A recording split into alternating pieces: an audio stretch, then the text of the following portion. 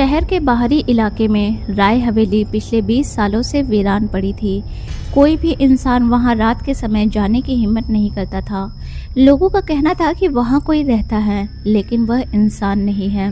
हर रात 12 बजे हवेली के अंदर से किसी औरत के रोने की आवाज़ें आती थी। जो भी अंदर गया वह या तो गायब हो गया या फिर पागल होकर लौटा। अब इस जगह पर जाने की हिम्मत किसी की भी नहीं थी, लेकिन आज रात वहां कोई कदम रखने वाला था। नेहा वर्मा, एक बहादुर पुलिस अधिकारी, इस रहस्य को सुलझाने के लिए हवेली के अंदर जाने का फैसला करती हैं।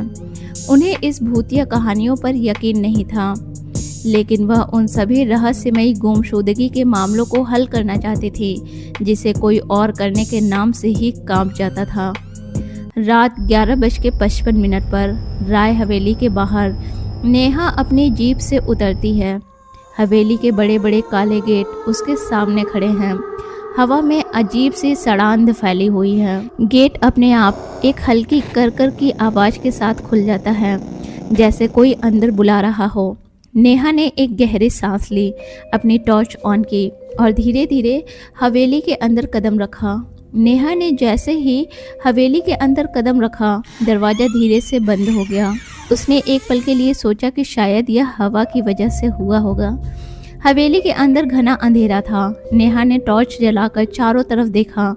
दीवारों पर पुरानी पेंटिंग्स टंगी थी जो वक्त के साथ धुंधली हो चुकी थी।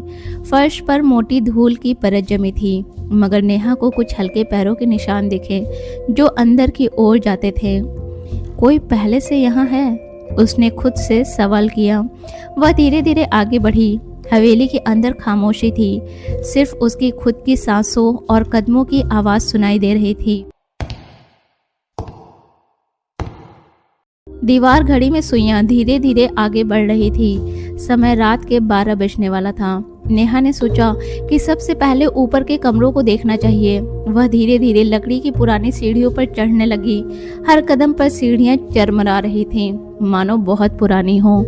ऊपर एक लंबा गलियारा था। सबसे पहला कमरा खुला था। नेहा ने हल्के से दरवाजे को धक्का दिया और अंदर झांका। कमरे में पुराना फर्नीचर और एक लकड़ी की अलमारी थी। खिड़की के पर्दे हल्के हल्के हिल रहे थे, जैसे कोई हवा का झोंका आया हो, मगर खिड़कियां बंद थीं। नेहा को लगा कि कुछ तो गलत है, लेकिन वह अभी तक डर नहीं रही थी।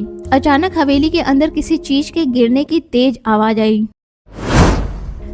तेज आवाज से नेहा का दिल एक पल के लिए जोर से धड़क उठा। आवाज नीचे हॉल से आई थी। वह जल्दी जल्दी सीढ़ियों से नीचे उतरी और चारों तरफ नजर दौड़ाई। फर्श पर एक पुराना फूलदान टूटा पड़ा था।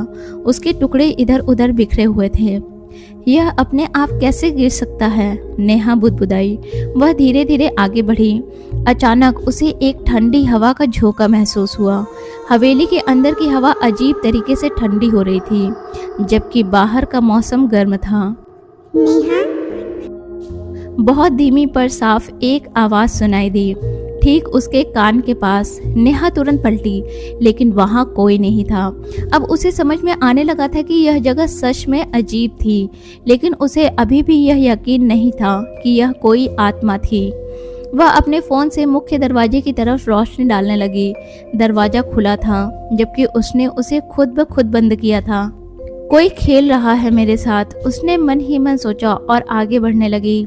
तभी बिल्कुल पास में एक खटखटाने की आवाज आई, जैसे कोई लकड़ियों पर उंगलियां मार रहा हो। आवाज हवेली में सबसे अंधेरे कोने से आ रही थी।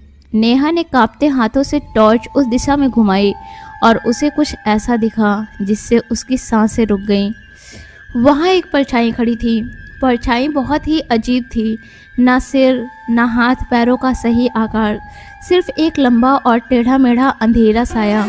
नेहा ने पलक झपकाया और जैसे ही उसने दोबारा देखा, वह परछाई गायब हो चुकी थी। उसका दिल जोर जोर से धड़कने लगा। यह क्या था? क्या यह मेरा भ्रम था? उसने खुद से सवाल किया।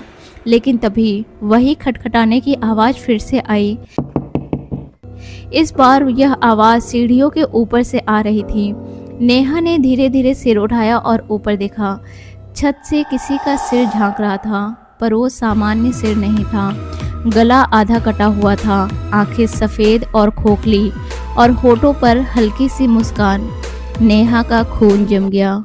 वह अचानक 2 कदम पीछे हटी, लेकिन तभी सिर धीरे धीरे गायब होने लगा, जैसे धुआं हवा में घुल रहा हो। नेहा की सांसें तेज हो चुकी थी, लेकिन उसने खुद को संभाला। वह जानती थी कि अगर वह घबरा गई तो यह हवेली पूरी तरह से उसे निगल जाएगी। उसने अपनी बंदूक निकाली और ऊपर की ओर बढ़ने लगी, जहां उसने वो भयानक सिर देखा था। अगर कोई है तो बाहर आओ, उसने सख्त आवाज में कहा। वह धीरे धीरे कमरे के पास पहुंची, जिसका दरवाजा आधा खुला था। अंदर अंधेरा गहरा था। जैसे उसने टॉर्च की रोशनी अंदर डाली, दरवाजा जोर से अपने आप बंद हो गया। नेहा तुरंत पलटी और दरवाजा को खोलने की कोशिश की, लेकिन दरवाजा जैसे किसी अदृश्य शक्ति ने जाम कर दिया था। तभी कमरे के अंदर से कुछ सरकने की आवाज आई, जैसे दीवारों के अंदर कोई फुसफुसा रहा हो।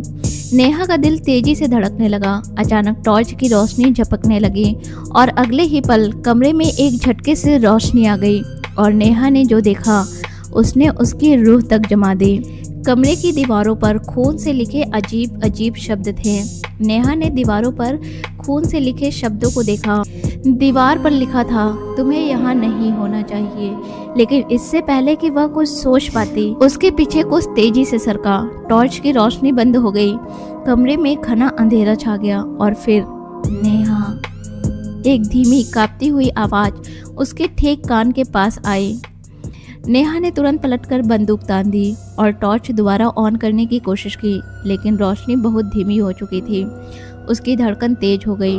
टॉर्च की टिमटिमाती रोशनी में एक परछाई उभर रही थी। कोई व्यक्ति जो बहुत अजीब सा दिख रहा था, हिलता डुलता नहीं था, बस उसे घूर रहा था। नेहा ने एक गहरी सांस ली और कहा, तुम कौन हो? कोई जवाब नहीं आया। फिर वो परछाई अचानक हिलने लगी और हवा में ऊपर उठने लगी। नेहा के शरीर में जैसे जान ही नहीं बची। वह कुछ बोलने की कोशिश करने ही वाली थी कि परछाई के अंदर एक गहरा चेहरा उभर आया। वह बुरी तरह जला हुआ था चेहरा, जिसकी आंखों की जगह सिर्फ काले गड्ढे थे। और अगले ही पल वो चीज़ तेजी से नेहा की ओर झपटी। नेहा ने झटके से खुद को पीछे किया, लेकिन जैसे ही उसने दोबारा टॉर्च घुमाई, वो परछाई अब गायब हो चुकी थी। लेकिन अब कुछ बदला बदला सा लग रहा था। कमरा पहले जैसा नहीं था। नेहा ने देखा, दरवाजे पर अब खून से सिर्फ एक शब्द लिखा था, भागो। नेहा के हाथ पैर सुन्न हो चुके थे। दीवार पर खून से लिखा शब्द भागो देखकर उसके अंदर एक अजीब बेचैनी बढ़ने लगी, लेकिन वह हार मानने वालों में से नहीं थी। उसने अपने डर पर काबू करते हुए चारों ओर देखा और सोचा, यह सब मेरे ही साथ क्यों हो रहा है। तभी अचानक हवेली के अंदर कुछ गूंजने लगा, नेहा, नेहा, मुझे न्याय चाहिए, मुझे इंसाफ चाहिए। यह आवाज़ किसी और की नहीं बल्कि रश्मि की थी।